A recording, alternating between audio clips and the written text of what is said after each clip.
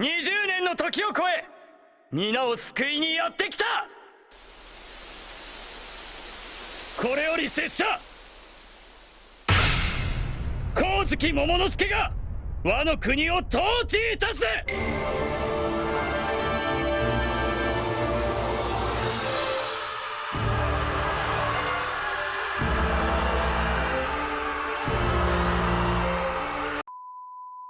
안녕하세요. 럭철TV입니다. 오늘 소개해드릴 피규어는 제1복권 새로운 새벽 모모노스케입니다. 2024년 4월 13일에 일본에서 발매된 피규어입니다. 앞서 발매됐던 제1복권 절대적 정의가 인기가 너무 많았기 때문에 상대적으로 좀 덜 관심을 받고 있는 피규어인데요. 근데 제1복권 구성 자체는 나쁘지 않아요. 오늘 소개해드릴 성인 버전 모모노스케도 피규어로 두 번째로 발매되는 모습이기 때문에 충분히 소장 가치가 있다고 할 수 있을 것 같고요. 그리고 야마토도 굉장히 잘 나왔더라고요. 그리고 루피와 모모노스케가 이렇게 동맹을 맺는 모습을 재현한 피규어도 굉장히 아기자기한 매력을 느낄 수 있는 것 같더라고요. 모모노스케는 마스터라이즈 익스피스로 나온 피규어예요. 비교적 큼직한 사이즈가 장점이고요. 그리고 신사왕과 절대적 정의가 전부 마스터라이즈 익스피스로 발매가 됐잖아요. 그렇기 때문에 앞서 발매된 피규어들과 통일감 있게 전시할 수 있다는 점도 장점이라고 할 수 있을 것 같네요. 마스터라이즈 익스피스로 나온 올해 피규어들이 전부 다 만족스러웠기 때문에 모모노스케에 거는 기대도 커지는 것 같은데요. 그럼 지금부터 바로 언박싱을 시작해보겠습니다.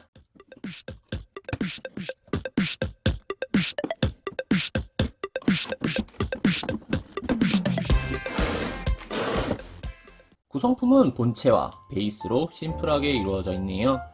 칼 정도는 조립일 줄 알았는데 칼까지 일체형으로 나왔어요. 베이스는 다른 마스터라이즈 익스피스 피규어들과 마찬가지로 투명도 높은 재질로 나왔네요. 덕분에 신사왕 절대적 정의 피규어들과 함께 전시해도 세트처럼 정말 잘 어울릴 것 같네요. 제1복권 모모노스케의 발판 조립까지 마친 모습입니다. 성인이 된 모모노스케가 인간 모습으로 처음 등장했을 때의 장면을 재현한 피규어예요. 이 장면에서 모모노스케가 와노쿠니 국민들한테 막 연설을 하거든요. 그래서 피규어도 입을 굉장히 크게 벌린 조형으로 나왔고요. 그리고 아버지한테 물려받은 칼 아메노 하바키리를 들고 있다는 점도 이번 모모노스케 피규어의 특징이라고 할 수 있을 것 같네요. 정확한 높이는 발판까지 포함하여 머리 끝까지 21.5cm입니다. 신사왕 샹크스와 크기 비교를 한 모습입니다. 지금 높이는 샹크스가 살짝 더 높거든요. 근데 그렇게 또 큰 차이는 아니고 또 발판에서 통일감도 느낄 수 있기 때문에 함께 전시하면 세트처럼 잘 어울릴 수 있을 것 같다고 생각이 되고요. 근데 성인 모모노스케가 원작에서 야마토랑 비슷할 정도로 거인이에요. 그런 거를 감안한다면은 모모노스케가 조금 더 크게 나왔어도 좋지 않았을까라는 생각이 드네요. 피오피 오뎅과 크기 비교를 한 모습입니다. 저는 모모를 이렇게 아버지와 세트로 전시할 생각이었는데요. 근데 이렇게 나란히 두니까 오뎅이 정말 크게 느껴지네요. 피오피 오뎅이 피오피 중에서도 좀 크게 나온 편이기 때문에 차이가 더 크게 나는 것 같고요. 신사왕이나 절대적 정의 때도 느낀 거지만 마스터라이즈 익스피스가 조금만 더 크게 나왔으면 더 좋지 않았을까라는 아쉬움이 계속 남네요. 연설을 하고 있는 모모의 표정을 원작과 똑같이 재현을 잘 해줬어요. 오뎅을 닮은 눈썹의 모양도 재현이 잘 됐고요. 평범해 보이는 이 눈 모양도 똑같이 재현을 잘 해줬네요. 그리고 크게 벌리고 있는 입의 이빨이라던가 혀까지 꼼꼼하게 표현이 됐고요. 그리고 입 안쪽도 깊이감을 잘 살려준 덕분에 실감나는 느낌을 받을 수 있는 것 같네요. 이 장면에서 바람이 굉장히 많이 불고 있어요. 그렇기 때문에 이 모모의 머리카락도 크게 휘날리고 있는데요. 왼쪽 방향을 향해서 일제히 휘날리는 머리카락 조형도 굉장히 자연스럽게 조형이 잘 됐네요. 오뎅도 뒷머리가 풍성했었는데 모모도 오뎅 못지않게 풍성하게 나왔네요. 자세히 보시면은 이런 잔머리의 디테일까지 섬세하게 살려줬고요. 그리고 유광 마감을 해준 덕분에 뭔가 윤기 같은 느낌을 느낄 수 있다는 점도 마음에 드네요. 머리가 이렇게 가닥가닥 다 휘날리고 있는데요. 그래서 그런지 뭔가 검은 수염의 이펙트 같은 느낌이 들 정도예요. 코트에는 뭐 별다른 디테일이 없을 줄 알았는데 등에도 이렇게 코즈키 가문의 문양이 굉장히 큼직하게 새겨져 있네요. 검은색 코트에 요 노란색으로 문양을 새겨줘서 확실하게 포인트가 되는 것 같고요. 머리카락과 마찬가지로 광택이 굉장히 멋지게 들어있고요.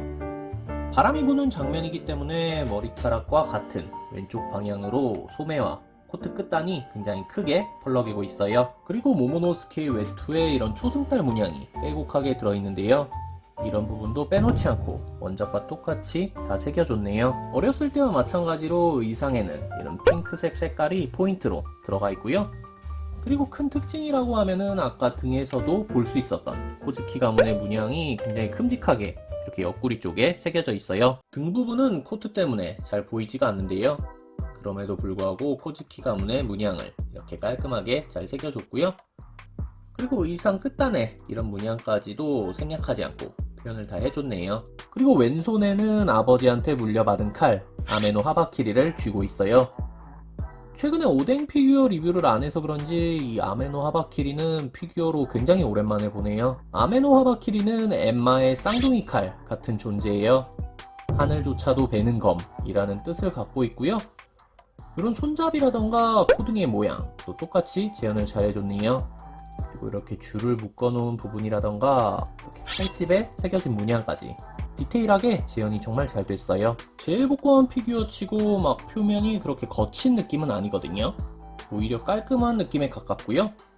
근데 또 자세히 보시면은 이런 표면에 이렇게 빗금을 넣어가지고 질감 표현을 이렇게 어느 정도 해줬네요. 의상 끝단의 문양도 원작과 똑같이 재현을 정말 잘 해줬어요.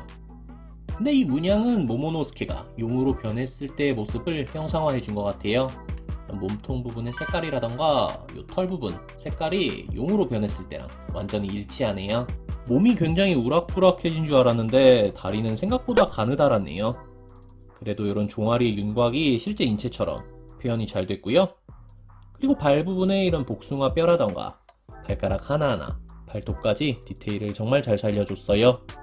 지금까지 제일 복권 모모노스케를 살펴봤습니다. 비교적 많은 인기를 끌지는 못하고 있는 피규어지만 기대 이상으로 잘 나온 제품이었어요. 연설을 하는 얼굴을 완벽하게 재현했다는 점과 바람을 따라 자연스럽게 휘날리는 풍성한 머리카락을 이번 모모노스케의 장점으로 꼽고 싶네요. 더불어 착용하는 것만으로도 위엄을 더해주는 아메노 하바키리를 볼 수 있다는 점 역시 이번 모모노스케에 대한 감상의 재미를 더해주는 요소였다고 평가하고 싶네요. 마스터라이즈 X피스로 나왔다는 점도 만족스러웠어요. 신사왕 절대적 정의와 같은 사이즈이기 때문에 통일감이 유지된다는 점은 이번 모모노스케의 매력 요소로 작용할 수 있을 것 같네요. 어른이 된 모모노스케 피규어가 또 나올 가능성이 높지 않잖아요. 그렇기 때문에 이번 기회에 소장해보시는 것을 추천드리고 싶네요. 오늘 리뷰는 여기까지입니다.